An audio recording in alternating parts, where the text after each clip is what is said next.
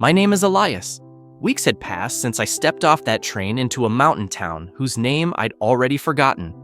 I'd grown used to the rhythm of wandering. No home, no schedule, no destination. Just me, Miro, the little dog who'd claimed me one morning with his curious amber eyes, and the endless trails that wound through the forest like threads of a dream. I lived on the scent of pine and the silence of the mountains. At night, I slept beneath a canopy of needles, the stars piercing the dark like tiny promises.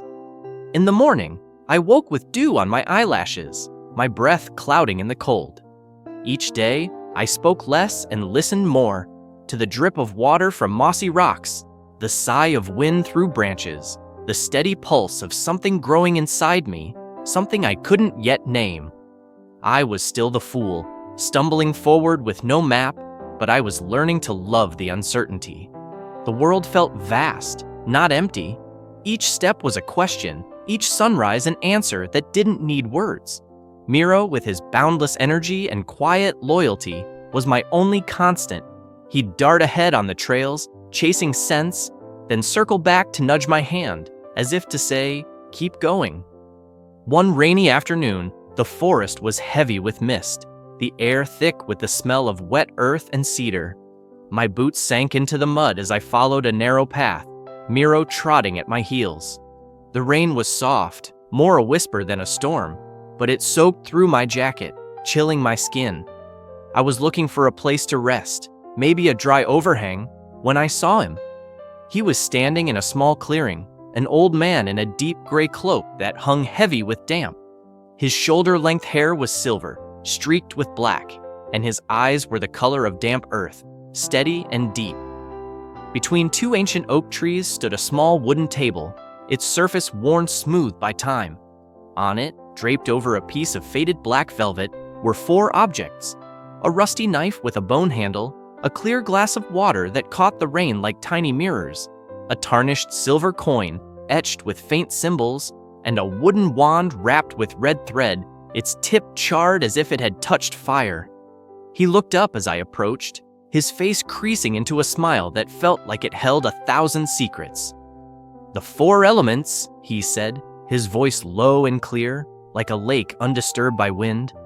"Enough to change the world, if you know how to use them." I didn't answer. I wasn't sure I could.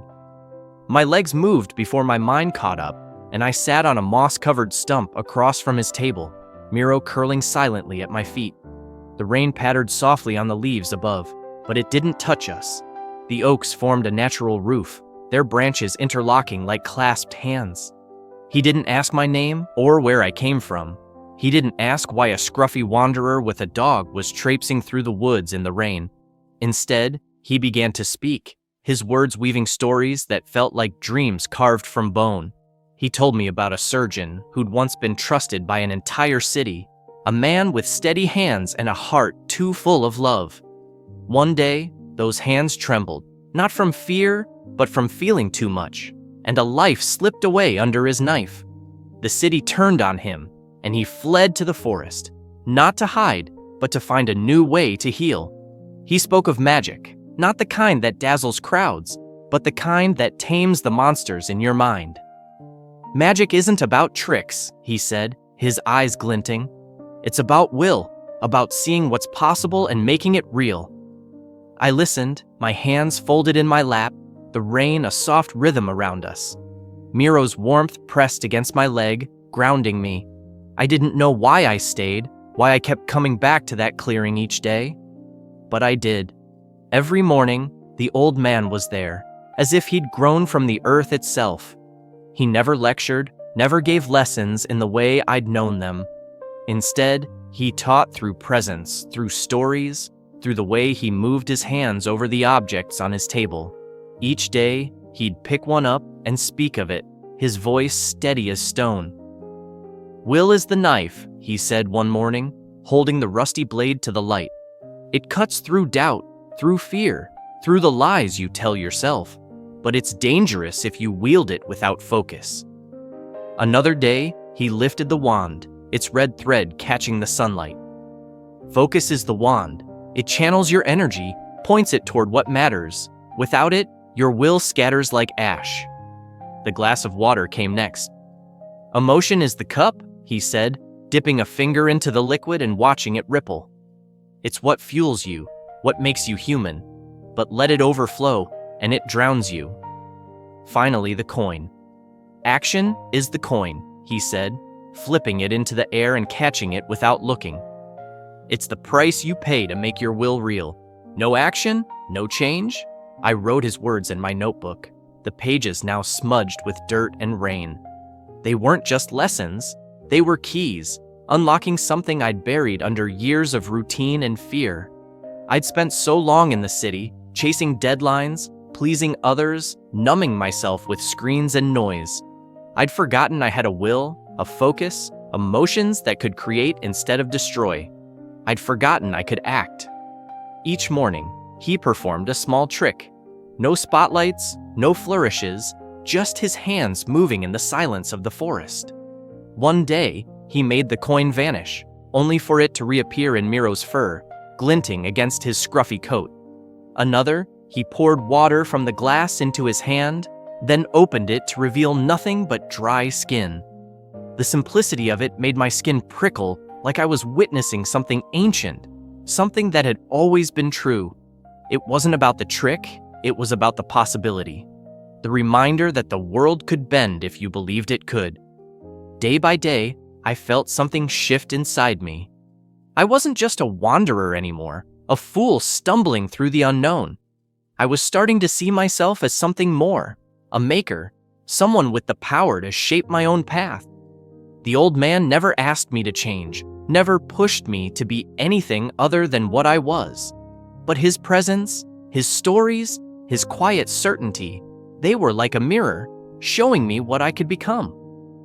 One evening, as the sky turned the color of bruised plums, I asked him why he stayed in the forest. He looked at me, his eyes softening. Because the world out there forgets how to listen, he said. Out there, people chase noise. Here, I hear the truth. I didn't know what to say, so I just nodded, my fingers tracing the edge of my notebook. Miro stirred at my feet, letting out a soft whine as if he understood. On the third morning, just as the sun cracked through the trees, casting golden threads across the clearing, the old man did something different. He picked up the rusty knife from his table and placed it gently in my hand. His fingers brushed mine, cool and rough, like bark. He said nothing at first, just looked at me with eyes that were quiet, sad, and tender, like a farewell. Don't fear the tool, he whispered finally, his voice barely louder than the wind. Only fear using it when you've forgotten who you are. I held the knife. It was heavier than I'd expected, its blade cold but not sharp, its handle worn smooth by years of use. In that moment, it wasn't a weapon. It was a vow, a symbol of my own will, my own power to cut through the doubts that had held me back. I looked down at it, then back at him, but he was already turning away, folding the black velvet cloth with the remaining objects, the cup, the coin, the wand, and tucking it into his cloak. Wait, I said, my voice rougher than I meant. What's your name? He smiled, that same knowing smile, and shook his head. Names are for those who stay, he said. I'm just passing through. I wanted to say more, to ask him to stay, to teach me more, but I knew it was pointless. People like him, hidden magicians of the world, don't linger. They arrive to light a spark, to hand you a flame, and then they vanish into the shadows they've always belonged to. I looked at him one last time, the knife still in my hand, Miro watching silently from the ground. Then I turned and walked away, the forest closing around me like a promise.